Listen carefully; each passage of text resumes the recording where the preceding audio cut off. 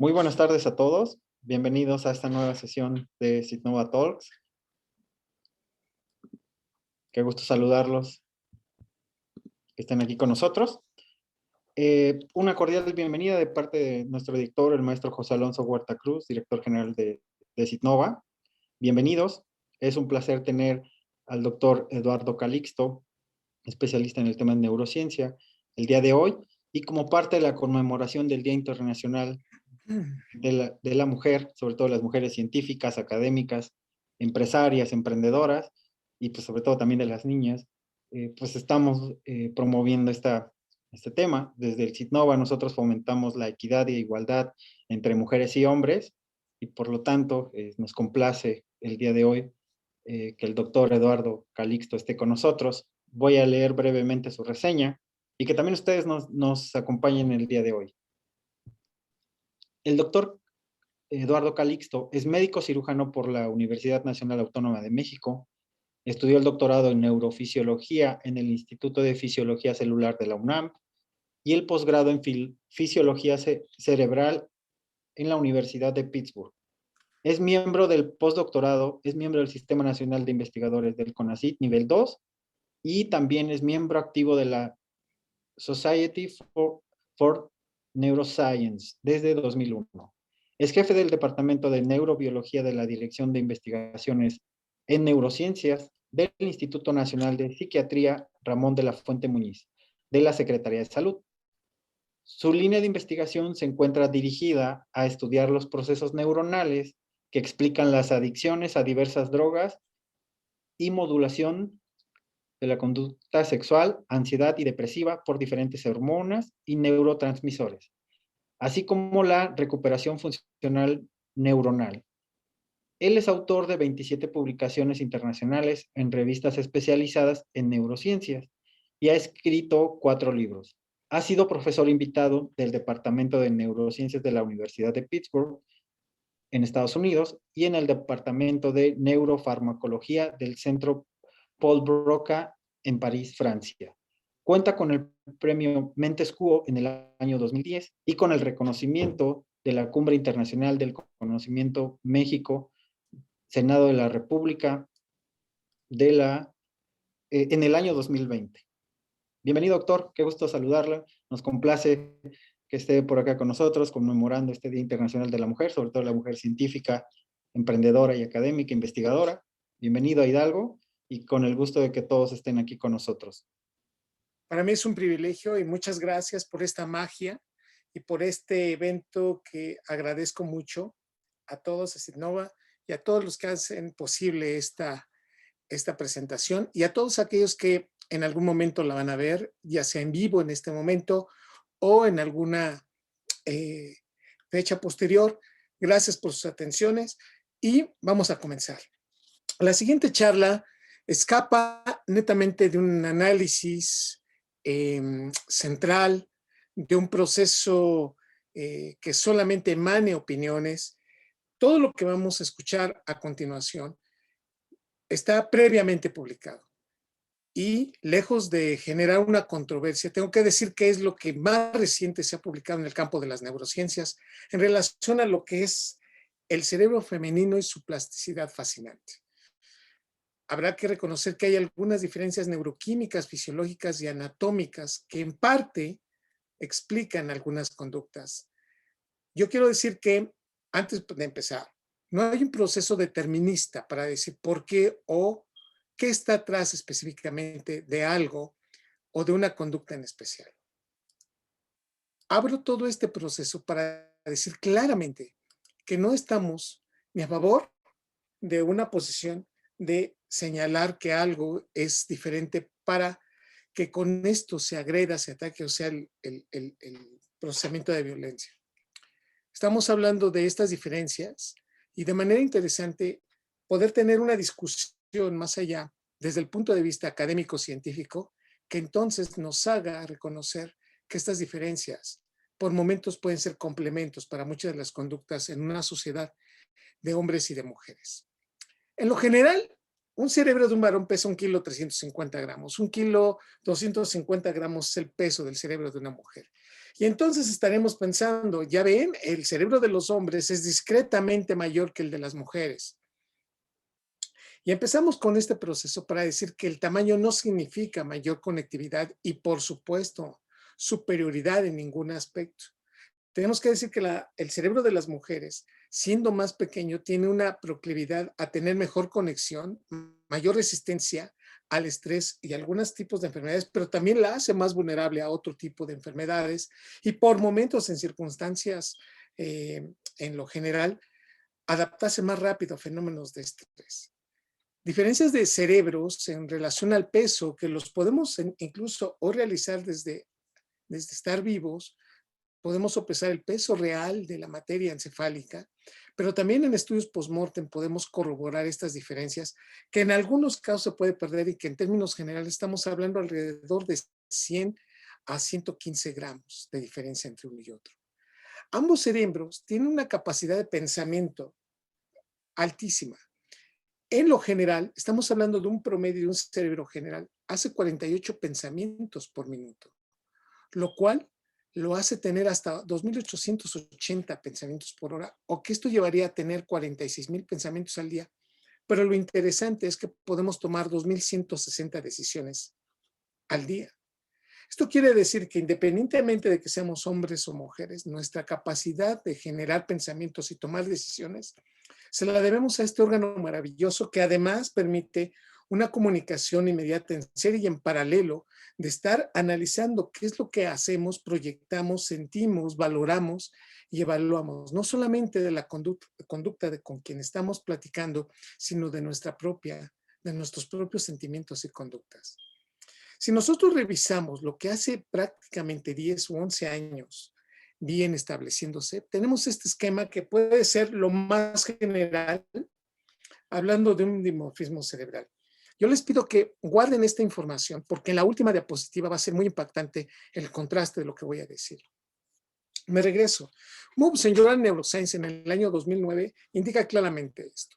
Las mujeres poseen un mayor tamaño en estructuras límbicas que contribuyen directamente sobre la memoria, aprendizaje y atención. Es decir, que las mujeres tienen mayor conectividad y área cerebral por volumen más conectada, como lo es el hipocampo y como lo es también el giro del cíngulo. Además de estructuras como pueden ser los ganglios basales, específicamente el núcleo caudado. Por lo tanto, en el cerebro femenino, las decisiones para procesar los pros y los contras de sus acciones recientes están prácticamente evaluadas a tiempos más cortos, con mayor eficiencia. Y en lo general, el varón tiene más grande la amígdala cerebral y el hipotálamo. Pero esto entonces nos habla de una generalidad muy grande. ¿Cuánto es más grande? Estamos hablando que, por ejemplo, el hipocampo, estamos alrededor del 25 a 30% más grande en las mujeres con respecto a los varones. Y la amígdala cerebral es hasta 80% más grande en los varones que en las mujeres. Entiendas entonces que la amígdala cerebral es el sitio donde se inicia una emoción, donde se activan las redes neuronales emotivas, y que el hipocampo es el sitio de los recuerdos. En este contexto, las mujeres recuerdan más y el proceso emotivo prácticamente tiene que venir con un reforzamiento de comunicación entre ambas estructuras. En cambio, los varones generan respuestas más inmediatas por esta actividad de la amígdala cerebral más conectada, con mayor actividad y con un proceso de filtrado de sus 13 núcleos, pero en especial de la amígdala basolateral. Estableciendo el hipotálamo como una estructura que cambia lo neuronal hacia lo hormonal, entonces estamos estableciendo que aquí intervienen varios factores hormonales involucrados para las conductas de los varones con respecto a las mujeres que son más aprendidas y en un proceso también de evaluación y de proyección. Esto es lo general que tenemos prácticamente hace 11 años. Déjenme darles más contexto sobre este punto. Cuando nosotros hacemos un cariotipo y hacemos el análisis y el balance de los genes que están alrededor de los hombres y de las mujeres, entre prácticamente los cromosomas 1 al 23, prácticamente hablaríamos de similitudes muy grandes. Pero los cromosomas sexuales, como es el par número 23, y que de aquí entonces establecemos que el cromosoma X Si nosotros contamos el número de genes que contiene, estamos hablando de 1.344 genes con respecto a los 45 que tiene el cromosoma Y, que es el cromosoma que más cambia, que se inactiva en un ambiente, por ejemplo, ácido. El cromosoma Y, que es prácticamente el que cambia su centrómero, el que más fácil pierde los, por ejemplo, protectores de los, digamos, capuchones de los genes, en este caso, de las estructuras superiores e inferiores.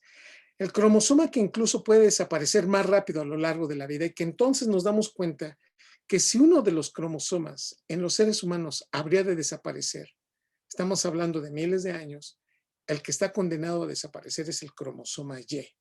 Y nos damos cuenta entonces que desde el punto de vista genético, el cromosoma X es una ganancia evolutiva que nos da cuenta que las mujeres tienen este procesamiento de una mayor cantidad de genes y que estos están involucrados en muchas situaciones, tanto fisiológicas como anatómicas a nivel cerebral.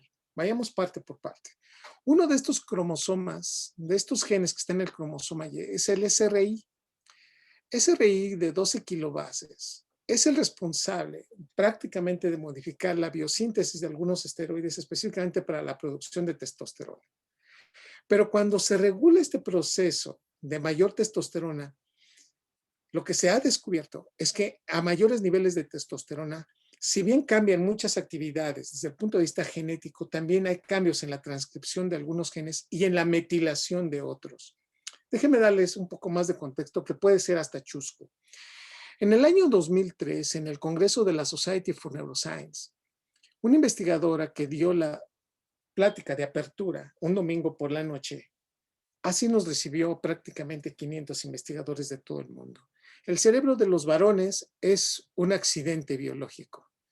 En ese momento muchos abrimos los ojos, no entendimos a qué se refería, hasta que a lo largo de la plática dio pauta a decir que la testosterona como hormona tiene una regulación de los factores genéticos que no necesariamente tiene que involucrar directamente una modificación de un gen, sino la metilación de algunos genes. Y a mayor metilación puede cambiar la regulación de algunos genes, que incluso no se necesita generar un cambio directamente sobre la traducción, sino específicamente sobre la manera como algunos genes se metilan y pueden ser más sensibles a algunos cambios. Hoy sabemos que SRI, en el momento en que se expresa este cromosoma Y, es suficiente para generar que los testículos se expulsen del abdomen y que en general entonces se produzca todavía mayor la cantidad de testosterona y esto indique una modificación en la organogénesis de muchas estructuras del cuerpo, en ellas el cerebro.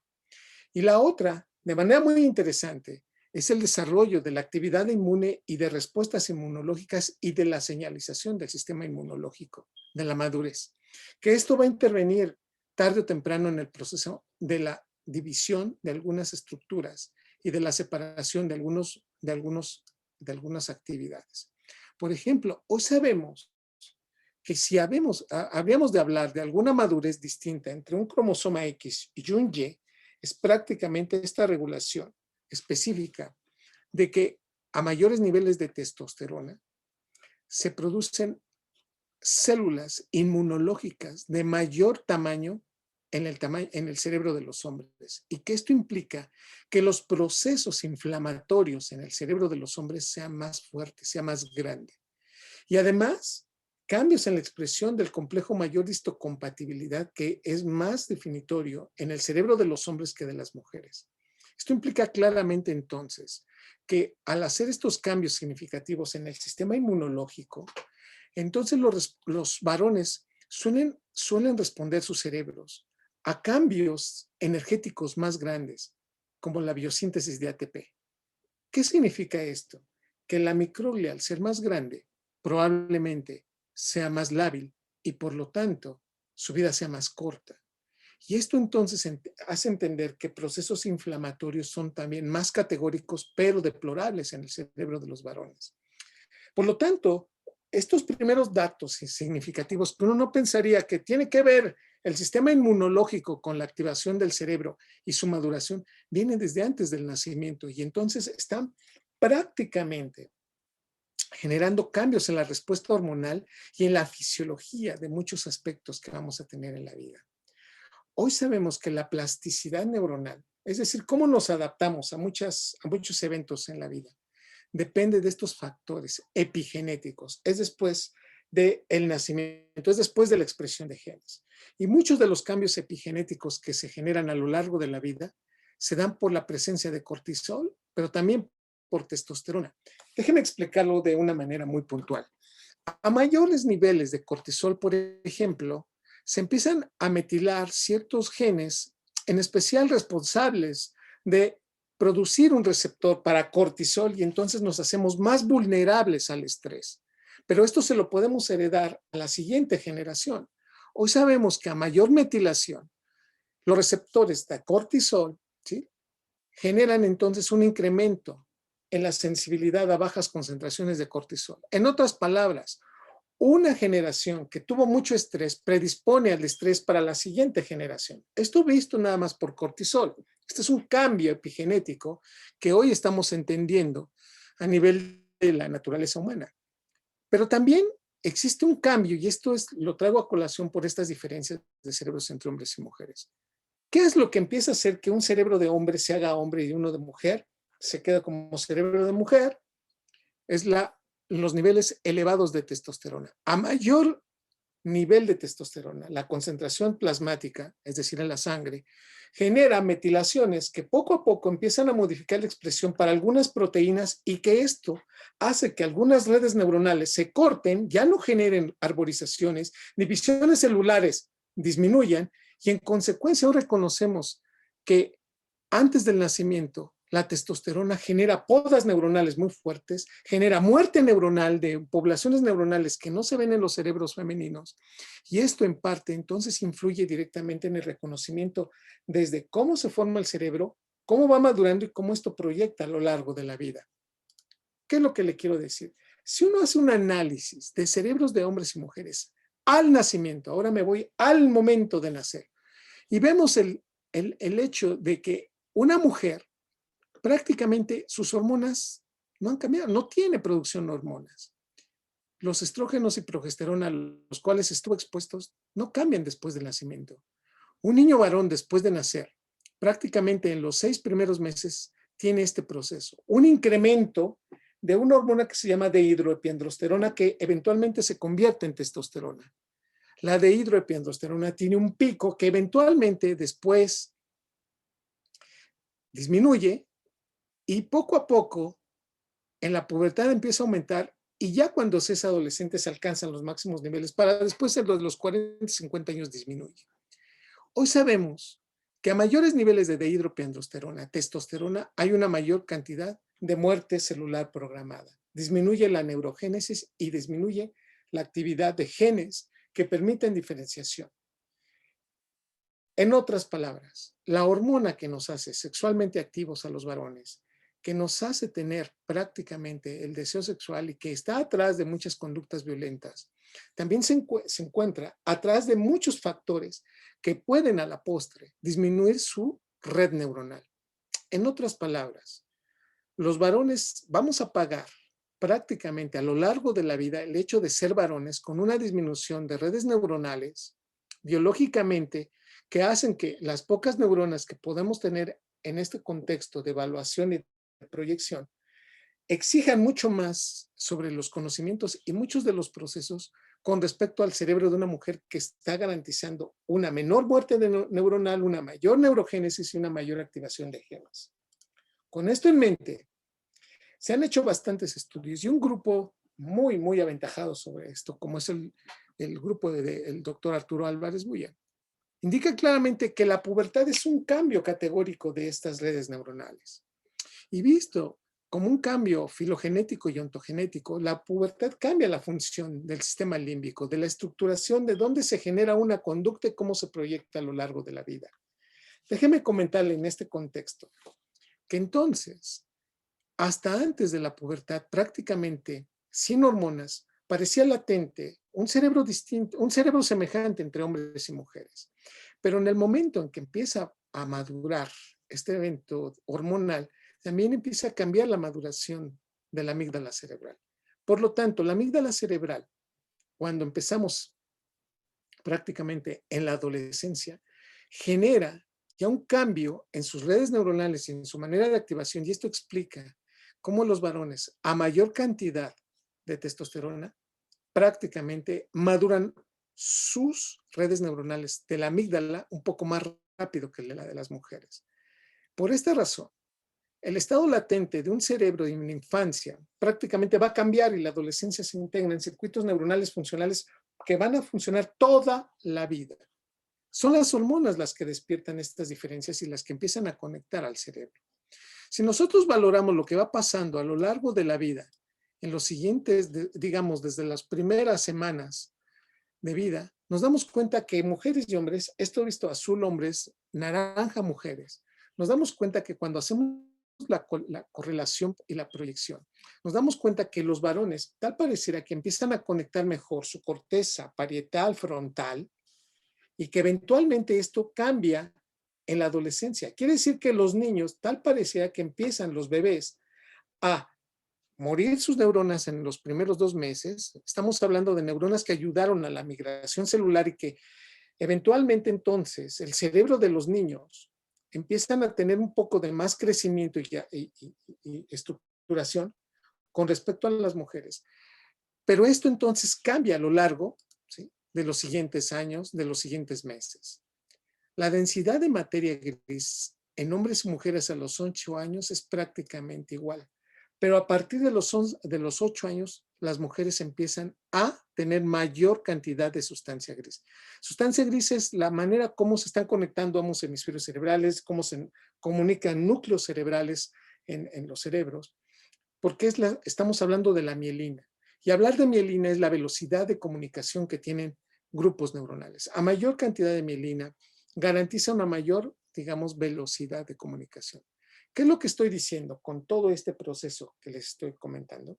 Las mujeres tienen un cerebro latente, bien conectado y conservado desde su nacimiento. Eventualmente los hombres que tenían esta, digamos, mayor cantidad de sustancia gris se va modificando a lo largo de la vida, pero aproximadamente a los 8 años de edad las mujeres empiezan a tener mayor mielinización. Y esto va a tener un impacto en la madurez del cerebro humano. Además, si analizamos la perfusión, que es cantidad de sangre que llega por unidad de tiempo en el cerebro de hombres y mujeres, nos damos cuenta que las mujeres prácticamente en la adolescencia empiezan a perfundir mejor sus áreas cerebrales. ¿Qué quiere decir esto? Que tanto el lóbulo parietal como la corteza prefrontal, la corteza de la ínsula, la corteza relacionada con el proceso motor y la corteza lateral están mejor perfundidas en las mujeres. Perfusión significa que llegue más sangre. Y entonces nos estamos dando cuenta que a lo largo de la vida, mucho de este cambio neuroanatómico que vamos a hablar, del dimorfismo que tiene, es porque el cerebro de las mujeres gradualmente y poco a poco tuvo un mejor sistema inmunológico, una protección hormonal muy importante y una perfusión que le está garantizando una mejor actividad. Quiere decir que antes que analizáramos el cambio neuronal son otros factores que están involucrados. Por lo tanto, los cerebros masculinos, cuando hacemos un corte estructural y vemos la forma como dinámicamente se integra la información, los varones estructuran prácticamente conexiones muy eficientes, pero entre sus mismos hemisferios cerebrales, el derecho con el derecho, el izquierdo con el izquierdo. Y las mujeres facilitan la comunicación de ambos procesos, de ambos hemisferios cerebrales. También hacen la comunicación del mismo hemisferio cerebral, pero garantizan una mayor comunicación entre ambos hemisferios cerebrales. A la postre, de aquí en adelante habríamos que analizar entonces que el cerebro de las mujeres madura más rápido, se comunica más rápido y tiene núcleos relacionados con memoria, aprendizaje y conducta más grande que el de los hombres. ¿Qué es lo que está atrás de eso? Un proceso hormonal muy eficiente, una comunicación entre el sistema nervioso central y el inmunológico de una manera muy importante y la perfusión selectiva que se está dando. Quiere decir que las diferencias no se explican solamente por un proceso único del cerebro, sino que hay y existen otros eventos. Pues bien, déjeme comentarle que los estrógenos hacen esto y estos artículos publicados ya desde el siglo pasado, finales del siglo pasado, integran esto. Si nosotros vemos una comunicación entre dos neuronas, se llama sinapsis, y la neurona 1 y la neurona 2 se conectan, si analizamos el punto de conexión entre una neurona, le llamamos árbol o la arborización, que en términos generales este es un control, pero cuando le ponemos estrógenos, 17-beta-estradiol, sucede esta maravilla. Las ramas se hacen muchísimo más grandes y diversifican. Es como si a un árbol le ponemos agua, sol, vitamina, le ponemos fertilizante. Evidentemente, la rama se hace muchísimo más arborizada. Y esto es lo que sucede en el cerebro de las mujeres. Los estrógenos tienen un factor muy importante de mayor conectividad neuronal. Este aspecto no lo tenemos los varones y no obstante eso, es uno de los factores que explica poderosamente esta gran diferencia. Y no solamente eso, a nivel neuroquímico, y esta comunicación entre estas dos neuronas que hemos hablado, en donde la neurona 1 libera un neurotransmisor para comunicar a la neurona 2, esto estamos hablando que este procesamiento implica liberación de neurotransmisores. Pues bien, los estrógenos tienen una actividad de incrementar la liberación de glutamato en el núcleo específico de memoria-aprendizaje. Quiere decir que no solamente arboriza más, sino que le da el sustrato neurológico para favorecer un aprendizaje. Que los niveles de los neurotransmisores que están inhibiendo este proceso los disminuye el 17-beta-estradiol. Por lo tanto, los estrógenos activan poderosamente y de una manera importante al cerebro, independientemente del detonante que tengamos enfrente. Permite una liberación de acetilcolina, que es uno de los neurotransmisores involucrados en el proceso de enseñanza-aprendizaje, en el hipocampo y en la corteza prefrontal. Quiere decir claramente que los niveles de acetilcolina junto con la activación de receptores de serotonina se ven favorecidas por el 17-beta-estradiol. Este cambio neuroquímico, este sustrato neuroquímico implica claramente la razón por la cual una mujer cerca de la ovulación libera más glutamato, acetilcolina, predispone a una mejor acción de serotonina, cambia la liberación de norepinefrina y de dopamina, que son los neurotransmisores que motivan y ponen atención. Por eso, cerca de la ovulación, una mujer puede tener un cambio conductual más específico relacionado a aceptar ciertas cosas, a estar más feliz y contenta y predisponerse para un proceso de enseñanza-aprendizaje con respecto a otras etapas del ciclo menstrual. Esta situación de la que hemos estado hablando indica claramente que tenemos un hemisferio cerebral izquierdo, lógico, congruente y objetivo, y uno derecho que es creativo. Pues las mujeres, entonces, ya concreto, tienen un 30% más grande el cuerpo calloso. Estructura de comunicación de ambos hemisferios cerebrales. Esto explica en mucho por qué una mujer puede generar una comunicación muchísimo más potente y diversificada de ambos hemisferios cerebrales. El área tegmental ventral, el sitio donde se libera dopamina, es también muchísimo más grande en el cerebro de las mujeres de una manera importantísima, hasta un 70%. Estamos hablando que la diversidad de estos hemisferios y de estas estructuras está prácticamente categorizando que la gran mayoría de los seres humanos, ¿sí?, en relación a la liberación de dopamina, el neurotransmisor que nos da felicidad y emociones, está facilitada para el cerebro femenino. Hablar de estrógenos y específicamente de las neurotransmisores, una que excita y otra que inhibe, el glutamato se ve favorecido no solamente en la liberación, sino también en la producción de receptores para glutamato que excitan al cerebro y de receptores GABAérgicos que son favorecidos por la progesterona para inhibirlo. Quiere decir que el cerebro de las mujeres está modulado alrededor de un mes, de un ciclo biológico, primero para poner más atención y eventualmente para garantizar una mejor conducta de protección para un posible embarazo. Por eso, algo que también favorece y modifica el cerebro femenino es el embarazo en sí, porque la progesterona genera cambios plásticos que prácticamente serán irreversibles para toda la vida. Con esto, esta situación y este factor que no podemos, digamos, soslayar, está prácticamente en los cerebros de los hombres y mujeres, sin excepción de la cultura, sin excepción de en qué país hayamos nacido. El sitio de la memoria y el aprendizaje, vean ustedes, el hipocampo está prácticamente favorecido para las mujeres, 25% más grande en las mujeres, una mayor capacidad de retención, pero también favorecer el proceso de retención de información a tiempos más cortos.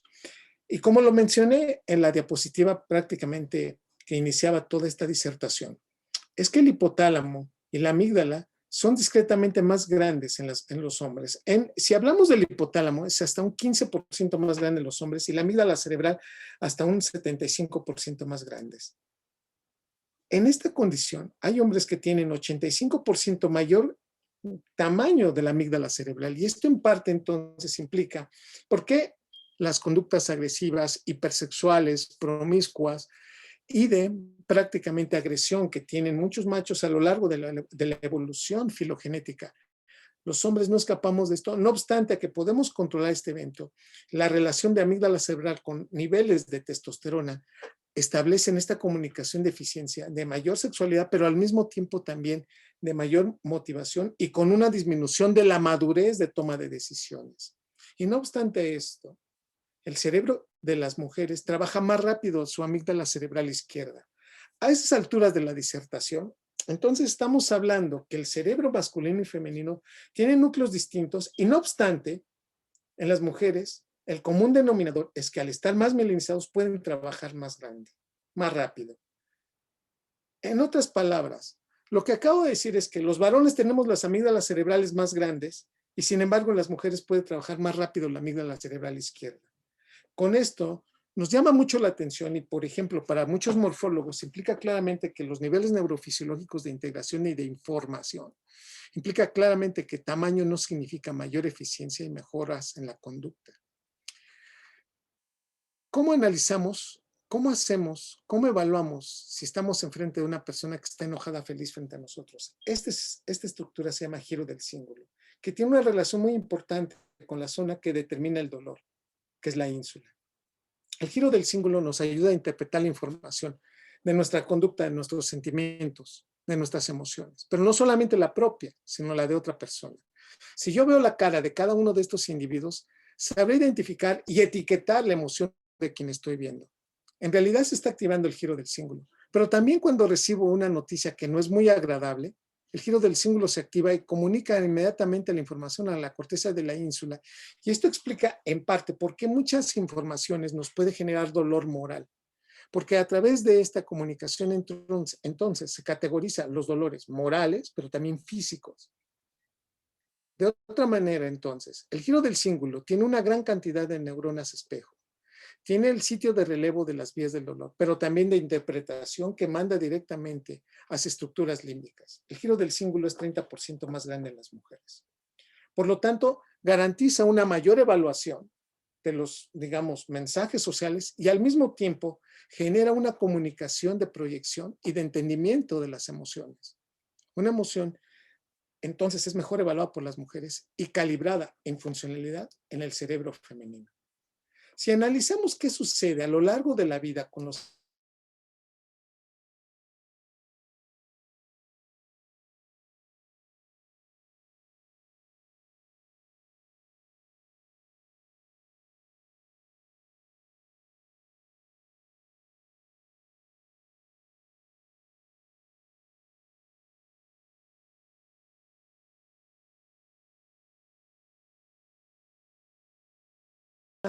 digamos, no estoy diciendo que no nos importe la vida, sino que nos adaptemos a los estresantes, porque eso es parte fundamental de la vida. El problema no es que te estreses, el problema es que el estrés dure mucho tiempo y no nos adaptemos a él. Si no lo podemos arreglar, tenemos que cambiar algo. Y en lo general ese es el mensaje que yo les diría. Por favor, mantenernos en estrés constante es uno de los deterioros neurológicos que más está relacionado con el principio de generar una demencia de tipo Alzheimer. Nos preguntan cómo está relacionada la producción de hormonas y la dificultad para perder peso conforme una mujer tiene mayor edad. Aquí el proceso depende mucho de la digamos, actividad de una vía metabólica que se llama beta-oxidación. Hoy sabemos que muchos de estos factores, la beta-oxidación es una vía metabólica que utiliza la mitocondria, ¿no?, para generar la oxidación de un ácido graso. Y hoy sabemos que la disminución, por ejemplo, de carnitina está relacionada con estos incrementos de peso. Por lo tanto, ese es uno. Dos, la hormona tiroidea. De aquí que entonces estemos hablando de qué es lo que comemos, qué tipo de ejercicio hacemos y cómo anda nuestra hormona tiroidea y nuestra glándula tiroidea. Por lo tanto, yo le diría, si hacemos una dieta adecuada, no le estoy diciendo que se mate de hambre, dieta adecuada, haga usted ejercicio y mantenga usted un buen estado de su tiroides, si esos tres factores están involucrados, bien controlados, usted garantiza un buen control de peso. Uno que ahí estaría y que sí tengo que mencionar son niveles altos de colesterol. Colesterol elevado, aunque usted haga dieta, no baja de peso. Es como si usted se metiera a una alberca y quiere hundirse, pero pues tiene un salvavidas, no se puede sumir. Si el colesterol es adecuado, si tiene buena tiroides, si hace ejercicio y lleva una buena dieta, seguramente va a controlar su peso. Uno de estos factores se rompe, no nos deja bajar de peso. José Novoa nos dice un comentario: cuando esta información sea utilizada en las diferentes ciencias sociales y naturales, la sociedad empezará a cambiar, ya que las ciencias ignoran olímpicamente todo el tiempo. Este comentario Espero que todos podamos empezar a cambiar, y no por hablar de diferencias de quién es mejor, sino que somos complementarios y que veamos que sí tenemos que tener esto en mente la próxima vez que quiera usted discutir, con un hombre o con una mujer, ¿no? Y como última pregunta, igual de redes sociales, doctor, ¿existe alguna evidencia de que al tomar estrógenos durante el embarazo impacte o modifique los genes en los varones? No. Esto ya se ha visto, no influye. Y de hecho, digo, no lo mencionamos, a este punto todavía no existe digamos, una idea que homogenice que el cerebro de un, por ejemplo, homosexual sea por un cambio específico, por haber tomado hormonas o por haber modificado algún principio. No existe ese proceso. Digo, porque la pregunta podría irse para allá, no lo dije, no lo mencioné. Hay muchos factores involucrados, pero lo que sí sabemos es que es más por factores de cortisol, pero ya se está empezando a cambiar ese concepto. Así que no es el factor fundamental. Muchas gracias, doctor. Cedemos la palabra al maestro Leone. Doctor, pues es un honor tenerlo con nosotros en este fascinante mundo de la neurociencia, y pues también conocer, ahora comprendo por qué los hombres somos un poco más tontos que las mujeres, ¿no? Agradecerle compartir su conocimiento, y a todos los espectadores, asistentes a este Citnova Talks, agradecerles mucho.